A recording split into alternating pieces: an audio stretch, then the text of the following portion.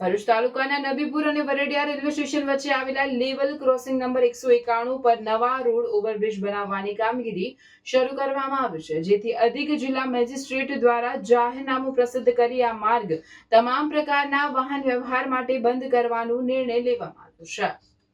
ઓવરબ્રિજનું કામ પૂર્ણ ન થાય ત્યાં સુધી લેવલ ક્રોસિંગ નંબર 191 વાળો રસ્તો બંધ રહેશે, જેના કારણે વાહન ચાલકો માટે વૈકલ્પિક રૂટ નક્કી કરાશે.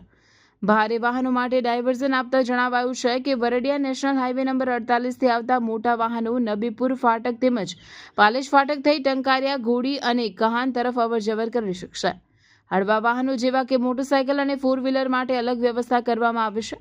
આવા નાના વાહનો પાલેજ ક્રોસિંગ ગેટ નંબર 196, 197 તથા 198 નો ઉપયોગ કરી શકશે.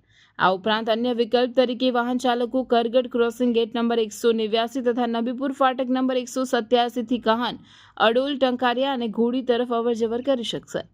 આ હુકમ ગુજરાત પોલીસ અધિનિયમ 1951 ની કલમ 33(1)(b) હેઠળ અમલી બનાવવામાં આવ્યો છે.